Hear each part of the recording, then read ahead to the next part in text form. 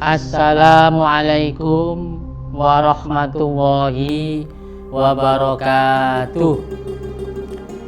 Bismillahirrahmanirrahim. Alhamdulillahi rabbil alamin. Wabihi nasta'inu ala umurid dunya waddin. Sayyidina wa maulana Muhammadin wa ala alihi wa sahbihi ajmain.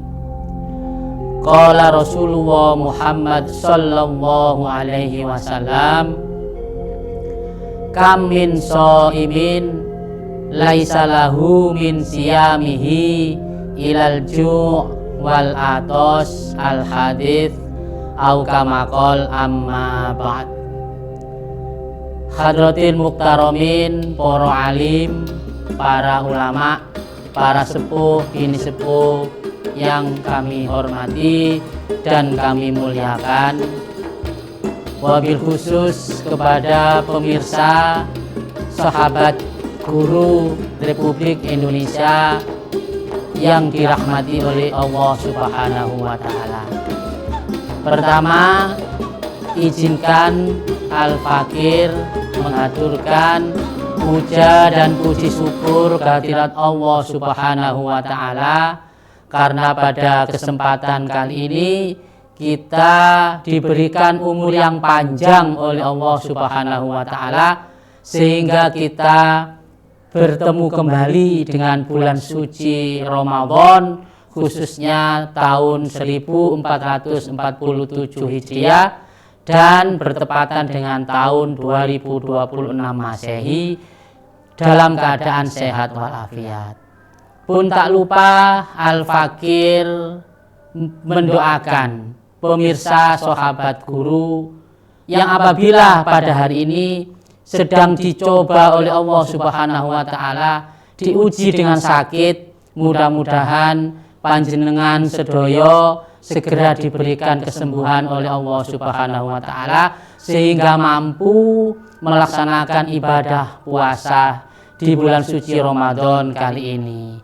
Amin, Allahumma amin.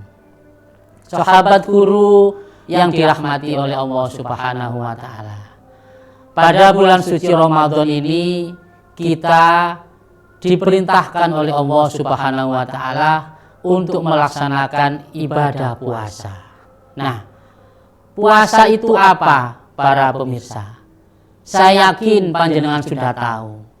Secara istilah, puasa itu artinya menahan makan dan minum serta hal-hal yang membatalkan puasa dan hal-hal yang membatalkan dan menghilangkan pahala puasa, mulai terbitnya fajar hingga terbenamnya matahari. Para pemirsa sahabat guru yang dirahmati oleh Allah, di dalam kesempatan kali ini Al-Fakir menggarisbawahi hal-hal yang membatalkan atau menghilangkan pahala puasa. Secara garis besar sangat sinkron sekali dengan tema yang akan kita angkat pada kesempatan kali ini, yaitu jaga hati dan lisan di bulan suci ini. Sahabat guru yang dirahmati oleh Allah, hal-hal yang membatalkan hal-hal yang membatalkan pahala puasa kita itu sebenarnya ada dua sumber. Yang pertama bersumber daripada hati kita. Apa saja? Yang pertama yaitu su'udon, berprasangka buruk kepada orang lain. Dalam bahasa Jawa, kita nggadahi panyono awon dumateng tiyang lintu. Nah ini mboten sae para pemirsa.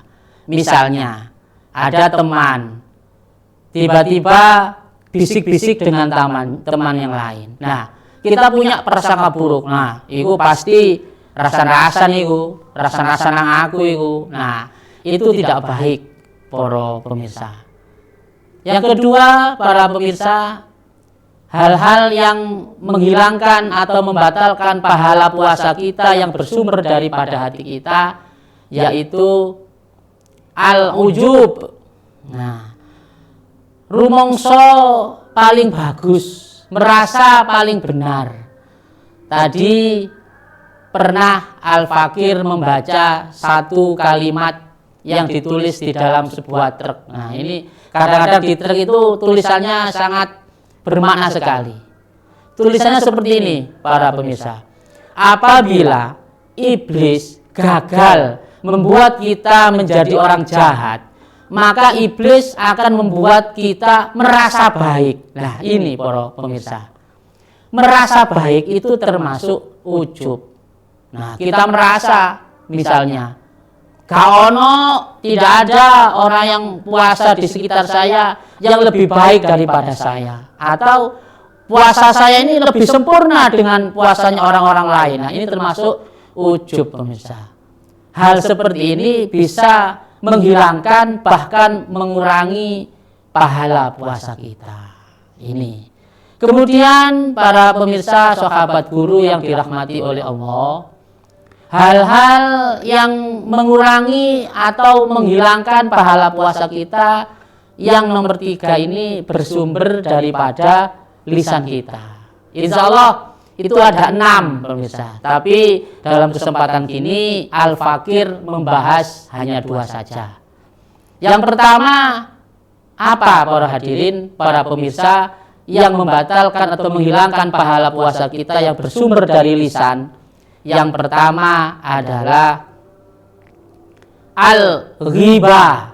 Nah, ini bahasa Jawanya rasan-rasan. Nah, ini rasan-rasan.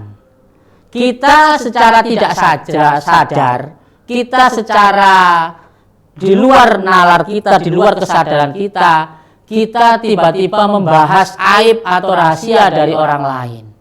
Nah, enak-enak petan, ternyata metani aib konco, metani aib tonggo. Nah, ini setan, iblis ini seneng sekali terus rasa nono entek ngamek kurang golek. Nah, ini secara tidak langsung lama kelamaan pahala puasa kita akan berkurang bahkan hilang.